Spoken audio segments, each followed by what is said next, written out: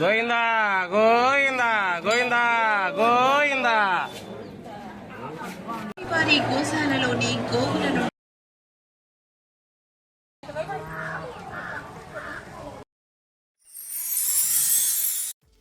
Hi friends, ఈరోజు మన ప్రయాణం ద్వారకా తిరుమల టెంపుల్. ఇది ఏలూరు నుంచి 40 కిలోమీటర్స్ వస్తుంది. అలాగే భీమడోల్ హైవే నుంచి 16 కిలోమీటర్స్ మాత్రమే. ఇప్పుడు మీరు చూస్తున్నారు కదా, ఇది భీమడోల్ హైవే.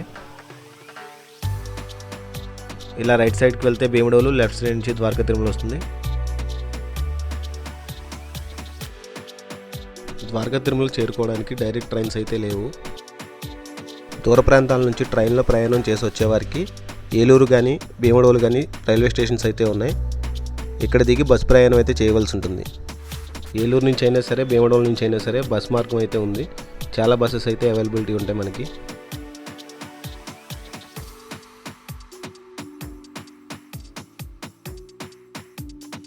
ఇలా ఇక్కడి నుంచి టర్నింగ్ తీసుకున్న తర్వాత ఒకటే స్ట్రైట్గా వెళ్తే సరిపోతుంది. చుట్టూ పచ్చటి వాతావరణం మధ్య ఈ రోడ్డు అయితే ఉంటుంది. అటు ఇటు తోటలే ఉంటాయి.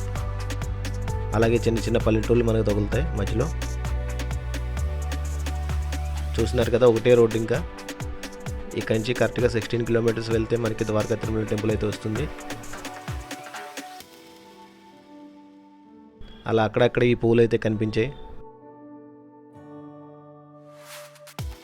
ఓకే, మనం టెంపుల్కి దగ్గరికి వచ్చేసాం.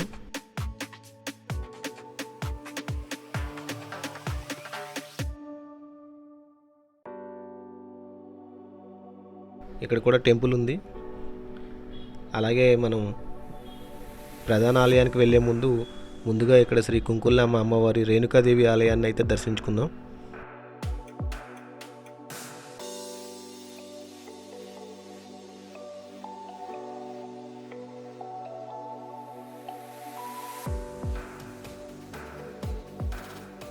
ముందుగా ఇక్కడ అమ్మవారి ఆశీర్వాదం తీసుకుని తర్వాత గుడికి అయితే వెళ్దాం.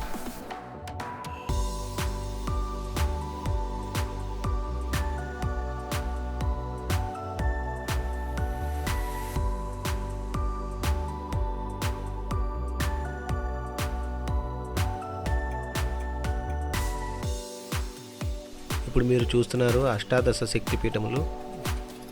ఇక్కడ మొత్తం క్లియర్గా అయితే రాశారు.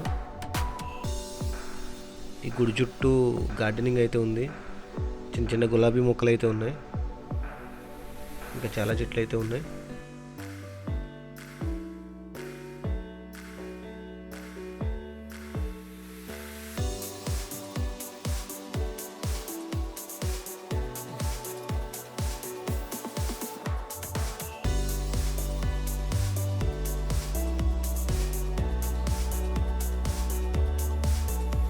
అలాగే ఇక్కడ పనస చెట్టు కూడా ఉంటుంది.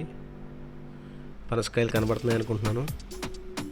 అలాగే ఇక్కడ ఏదో ఫంక్షన్ ఏదో జరుగుతున్నట్టుంది. స్వీట్స్, బళ్ళు అన్నీ చాలా తెచ్చారు.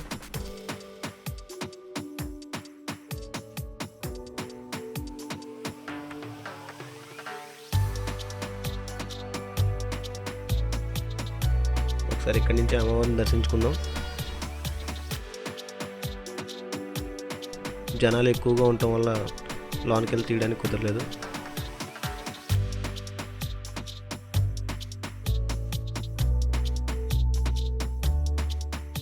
దర్శనం తర్వాత అలా తిరుపతి వైపు వెళ్దాం.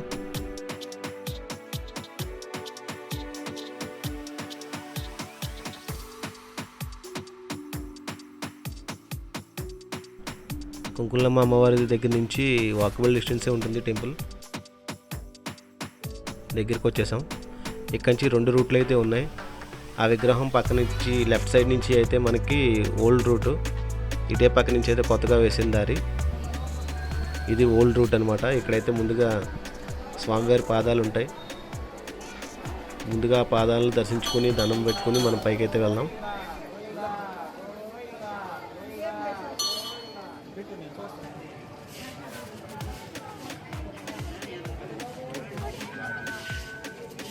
గోయిందా గోయిందా గోయిందా గోయిందా.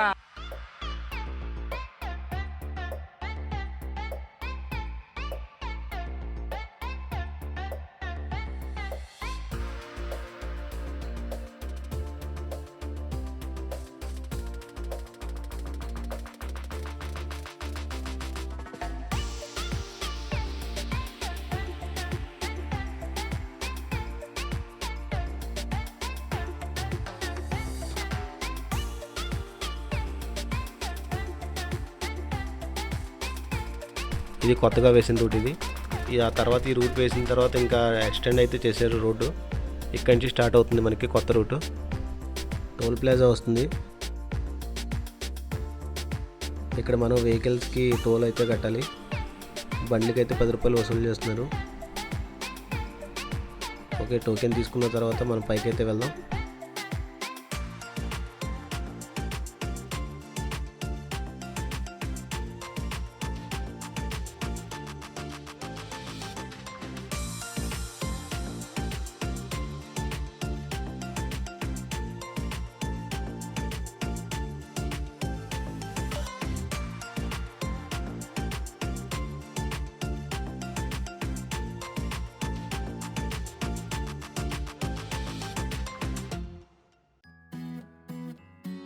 ఇప్పుడు మీకు కనబడుతుంది కేశఖండనశాల. ఈ రూట్లోంచి వస్తే మనకి స్టార్టింగ్లోనే ఉంటుంది.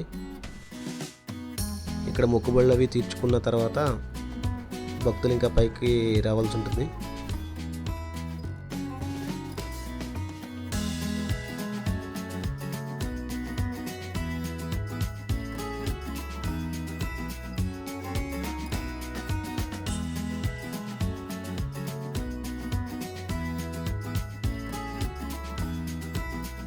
ఎండలు ఎక్కువగా ఉండటం వల్ల ఈ షెడ్లు అయితే ఏర్పాటు చేశారు. ఇవి కూడా కొత్తగా కట్టినవే. చాలామంది కాలినడకన వచ్చే భక్తుల కోసం ఇది.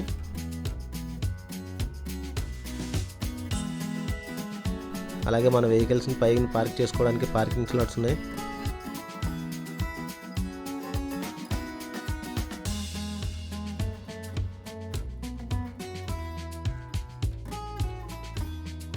ఇక్కడి నుంచి స్టార్ట్ అవుతుంది టెంపుల్. ఈ గోపురాలు కూడా కొత్తగా కట్టినవే.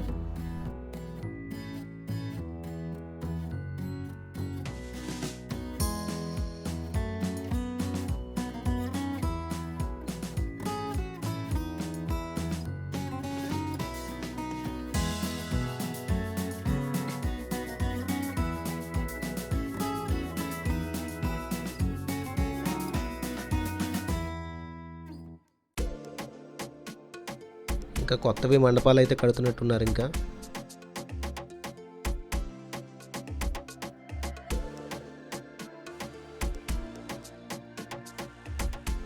అలాగే ఇక్కడి నుంచి కొంచెం ముందుకు వస్తే రైట్ సైడ్లో సప్త గోకులం ఉంది. ఆవులు దూళ్ళు చాలా ఉన్నాయి ఇక్కడ. అలాగే మనం విరాళాలు ఏమైనా చదివిస్తే కనుక మనకి వాటికి పెట్టడానికి ఫుడ్ కూడా వాళ్ళే ఇస్తున్నారు.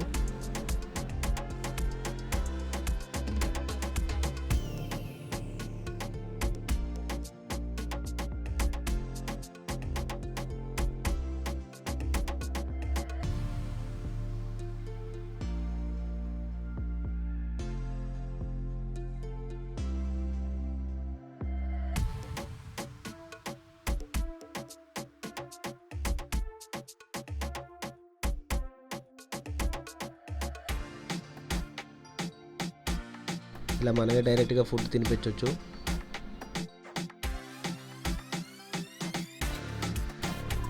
అసలు ఏమీ అనట్లేదు, బాగానే తింటున్నాయి. ఫస్ట్ అయితే కొంచెం భయం వేసింది కానీ పర్లేదు.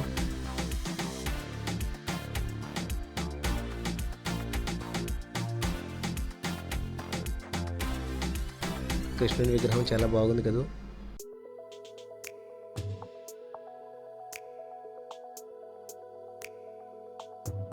అక్కడ దర్శనం ముగించుకొని ఇంకా కొంచెం ముందుకు వచ్చిన తర్వాత ఇలా మండపాలు పక్కన అయితే కడుతున్నారు కాబట్టి ఈ సైడ్ నుంచి రావాలి. మెయిన్ టెంపుల్కి వెళ్ళాల్సిన దారి ఇది. అలాగే అటు ఇటు షాపులు, మనకి ఏదైనా లగేజ్ ఉంటే ఇక్కడ లగేజ్ పెట్టుకోవడానికి క్లాక్ రూమ్స్ కూడా ఇక్కడే ఉంటాయి. అలాగే సెల్ ఫోన్స్ అయితే లోనికి అలౌ చేయరు గుడి లోపలికి. దానికి కూడా మనకి ముందైతే స్టాల్స్ అయితే ఉన్నాయి. అక్కడ కంపల్సరీ సెల్ అయితే మనం దాంట్లో పెట్టుకుని వెళ్ళాల్సిందే. ఇక్కడ బొమ్మలు అయితే ఎక్కువగా ఉన్నాయి. ఎక్కువ చిన్నపిల్లల కోసం పెట్టినట్టున్నారు ఇవన్నీ.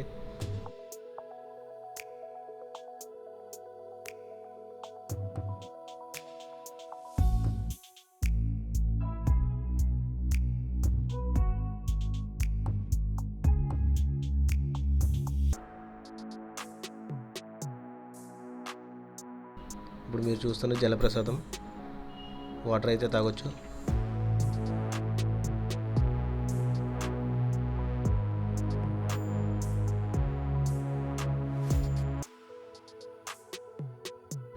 అలాగే ఇప్పుడు మీరు చూస్తున్నది ద్వారకా తిరుమల స్వామివారి అగరబత్తి ధూప్ స్టిక్స్ అన్నీ ఇక్కడ అమ్ముతారనమాట. వాళ్ళే సొంతంగా తయారు చేసి ఇక్కడ విక్రయిస్తుంటారు.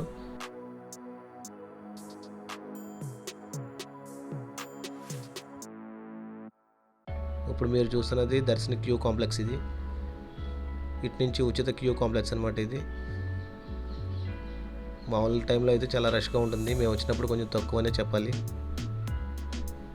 అసలు ఖాళీ ఉండదు మనకి ఇదంతాను. కరెక్ట్ టైంలో కనుక మనం వస్తే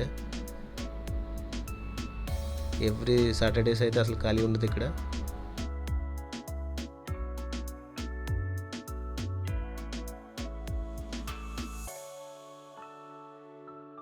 అలాగే ఇప్పుడు మీరు చూస్తున్నది పాత మండపం.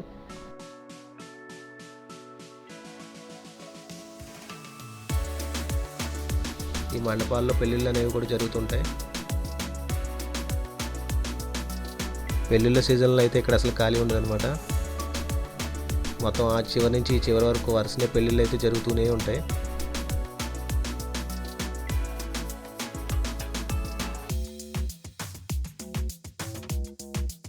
చాలా బాగా కట్టారు మండపం అయితే.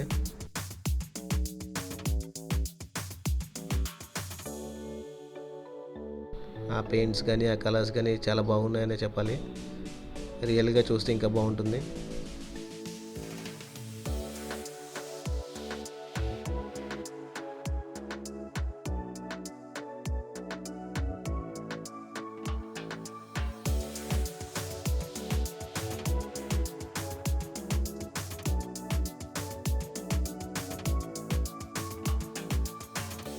పిల్లర్స్ మధ్యలో ఈ విగ్రహాలను చేసిన విధానం అయితే చాలా బాగుంది.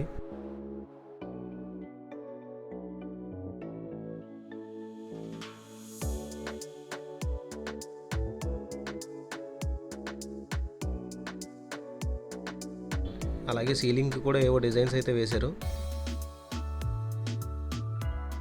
చూడండి, ఇవి రాసులు అనుకుంటా. మధ్యలో కృష్ణుడి బొమ్మ ఒకటి పెట్టారు. చాలా బాగా డిజైన్ అయితే చేశారు.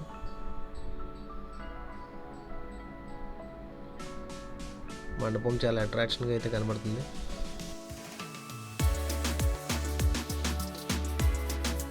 అలాగే ఇంకొంచెం ముందుకు వస్తే మనం మీకు కనిపిస్తున్నదే తూర్పు గోపురం. ఈ తూర్పు గోపురం పక్క నుంచే గుడి లోపలికి వెళ్ళడానికి మనకి దారి అయితే ఉంటుంది. అలాగే శీఘ్ర దర్శనం కోసం టికెట్ కౌంటర్ కూడా ఉంది అక్కడ.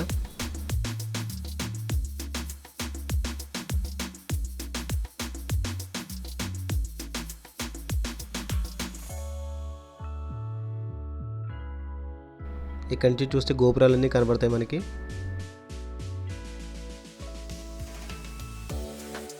అలాగే ఇప్పుడు చూస్తున్న డోనర్ సెల్ అనమాట. ఎవరైనా డొనేషన్స్ ఇవ్వాలి అనుకుంటే అక్కడ ఇవ్వచ్చు.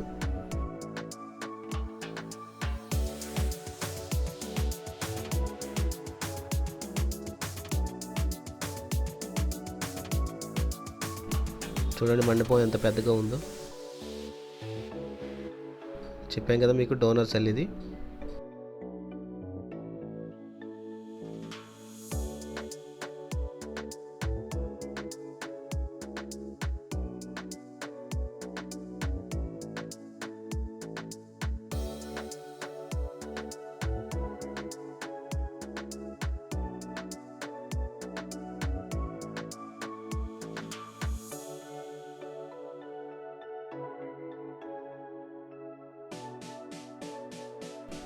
ఉచిత దర్శనం కోసం వెళ్ళే భక్తుల కోసం ఏర్పాటు చేసిన ఈ కుర్చీలు.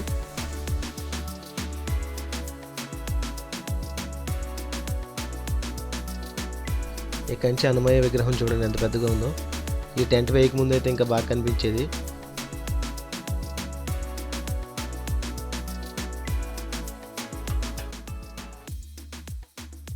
మా దర్శనం అయితే కంప్లీట్ అయిపోయింది. లోనకి కెమెరాస్ అనువదించబడవు కాబట్టి చూపించలేకపోయాను. అటు ఇటు స్టాల్స్ అయితే బాగున్నాయి.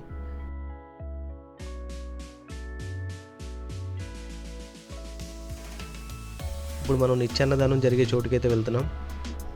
ఇంకా అలా కొండపైకి వస్తూ చూడండి, ఈ రైట్ సైడ్న అయితే పార్కింగ్ అయితే ఉంది. ఇక్కడ చాలా పెద్దది పార్కింగ్ స్లాట్ అయితే. ఎవరైనా సరే డైరెక్ట్గా ఇక్కడ వచ్చి పార్కింగ్ చేసుకుంటే వాళ్ళకి గుడికి వెళ్ళడానికి అన్నిటికీ ఈజీగా ఉంటుంది.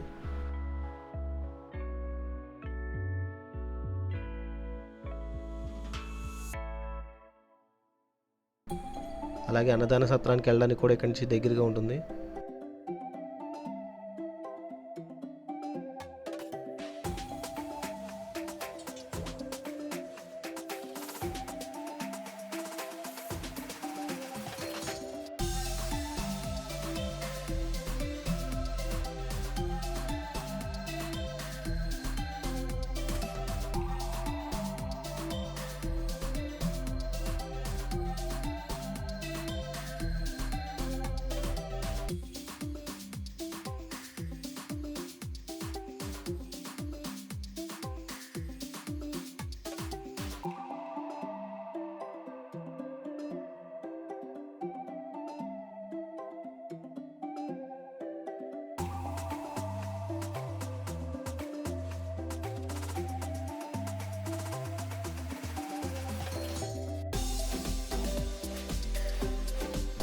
ఇక్కడ నుంచి చూడండి, ఇంకా కన్స్ట్రక్షన్ అయితే జరుగుతుంది.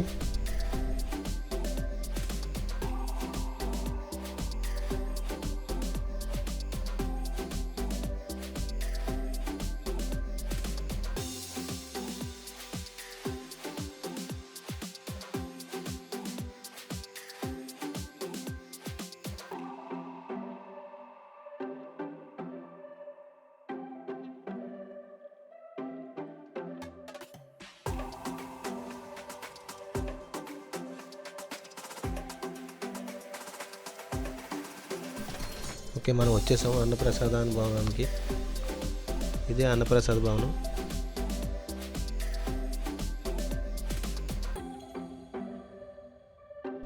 చాలా పెద్ద క్యూ అయితే ఉంది.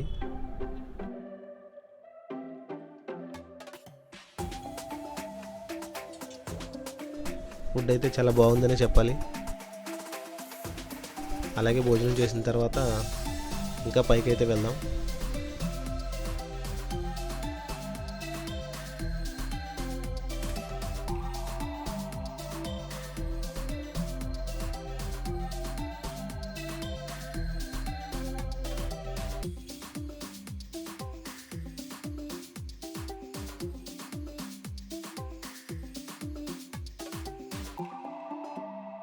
ఇది శివాలయానికి వెళ్ళే దారి.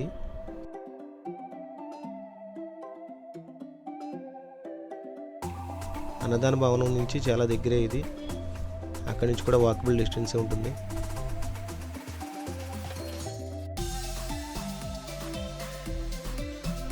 అలాగే వెళ్ళే దారిలో ఇక్కడైతే మనకి రైట్ సైడ్ చూసుకుంటే శ్రీ స్వామివారి గో సంరక్షణ ఉంటుంది.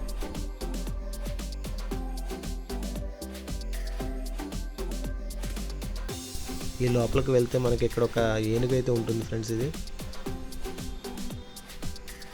గజలక్ష్మి.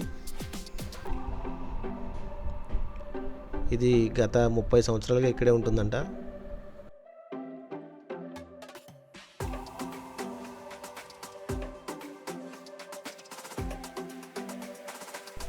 తాళ్ళతో కట్టేశారు దీన్ని. ఎదర చైన్ వెనకాల తాడుతో అయితే కట్టారు. దీన్ని మెయింటైన్ చేయడానికి ఒక మనిషిని అయితే కూడా పెట్టారు. కొంచెం జాగ్రత్తగా అయితే ఉండాలి.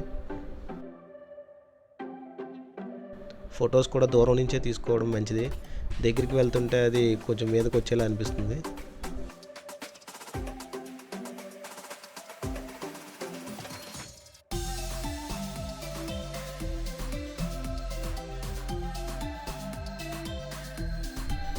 ఆ పక్కనే కుందేళ్ళ పార్క్ కూడా ఉంది. ఇక్కడ కుందేళ్ళు అయితే చాలానే ఉన్నాయి, కనపడుతున్నాయి అనుకుంటున్నాను. అలాగే ఈ రైట్ సైడ్లో కూడా కొన్ని ఉన్నాయి. చిన్న చిన్న పిల్లలు కూడా ఉన్నాయి దాంట్లో.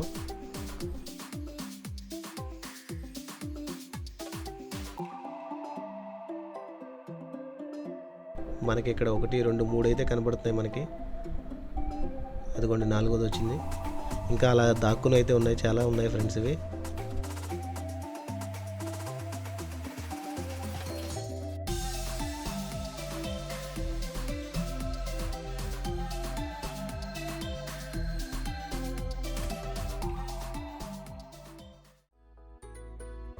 ఈ కుందేలు పార్క్ పక్కనే మనకి బాతులు అయితే ఉన్నాయి. చాలా బాతులు అయితే ఉన్నాయి.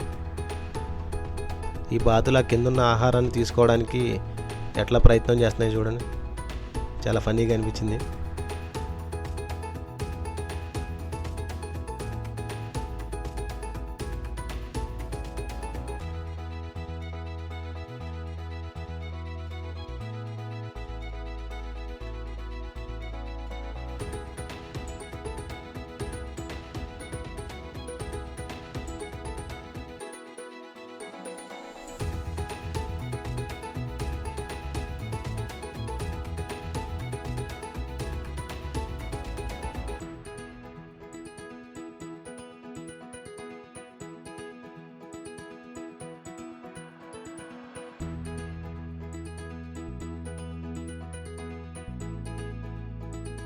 ఒకే ఒక్క బాత్ అయితే వేరే కలర్లో ఉంది, మిగతావన్నీ తెల్ల కలర్లోనే ఉన్నాయి.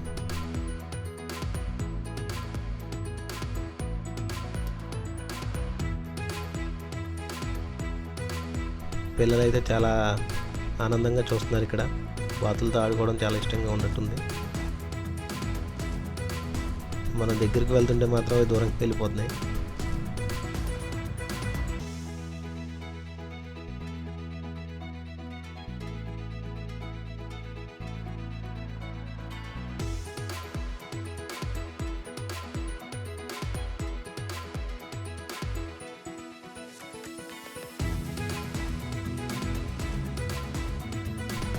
చూడండి ఎలా స్విమ్ చేస్తున్నాం.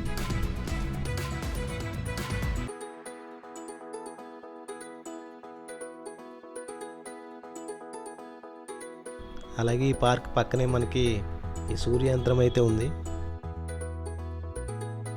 పూర్వ రోజుల్లో దీన్ని యూజ్ చేసే మనకి టైం ఏంటనేది తెలుసుకునేవారు. సూర్య యంత్రం ఇది. సో దాని యొక్క చరిత్ర అయితే ఇక్కడ రాశారు. దాని షాడోని బట్టి టైం ఎంత అయింది, రోజులంతా ఏంటి అనేది తెలుసుకునేవారు. ఇక్కడ ఒక టేబుల్ అయితే ఇచ్చారు మనకి. దీని ప్రకారం మనం అర్థం చేసుకోగలిగితే చూడొచ్చు అనుకుంటా. ఈక్వేషన్ ఆఫ్ టైం అంట. నేను చూశాను కానీ నాకైతే ఏం అర్థం కాలేదు. ఆ రోజుల్లో దీన్ని ఉపయోగించేవారు అనమాట.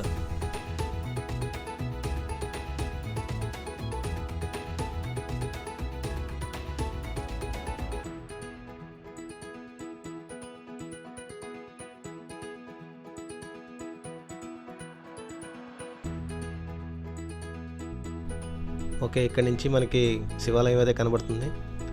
శివాలయం గోపురం కూడా కడుతున్నారు ముందు. శ్రీ బ్రహ్మరామ మల్లికార్జున స్వామి దేవాలయం.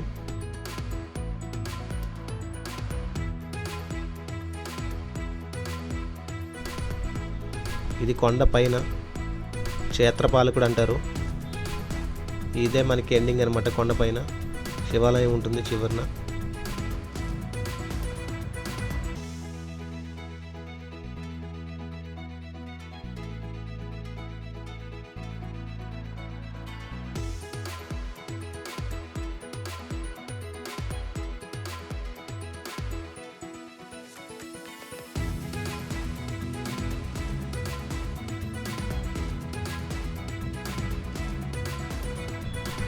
చూడండి, ఇక్కడ కొండపై నుంచి చాలా బాగుంది వాతావరణం. చుట్టూ పచ్చటి వాతావరణం.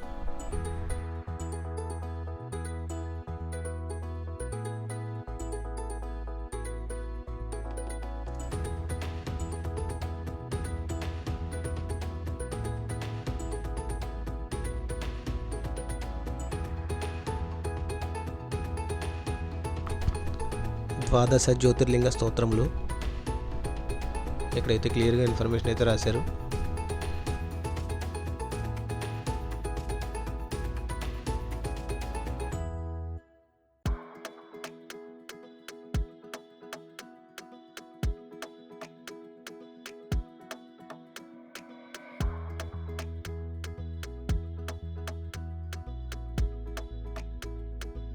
ఇప్పుడు మీరు చూస్తున్నది పాత శివలింగం. స్వయంభూ. అక్కడ గుళ్ళో ఉన్నది ప్రతిష్ట.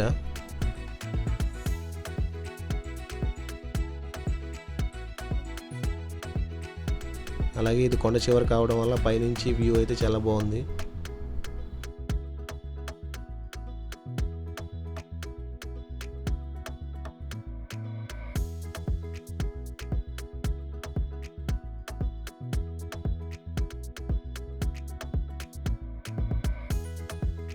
అలాగే అక్కడ గుడి దర్శించుకున్న తర్వాత ఇలా కిందకు వస్తుండగా చిల్డ్రన్ పార్క్ అయితే కనిపించింది.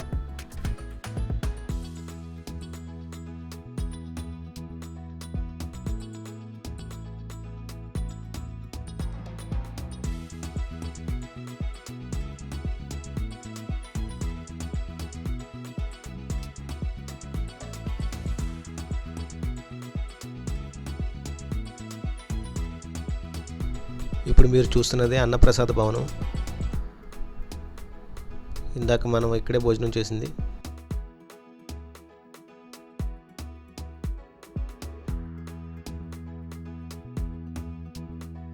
దర్శనాలన్నీ ముగించుకున్న తర్వాత చివరిగా మనం ప్రసాదం కౌంటర్ దగ్గరికి అయితే వచ్చాము. తెలుసుగా మీకు ఇక్కడ లడ్డు చాలా ఫేమస్. చాలామంది వీడియోస్ చూస్తున్నారు కానీ సబ్స్క్రైబ్ చేయట్లేదు. So please subscribe, like, share and comment. Thank you.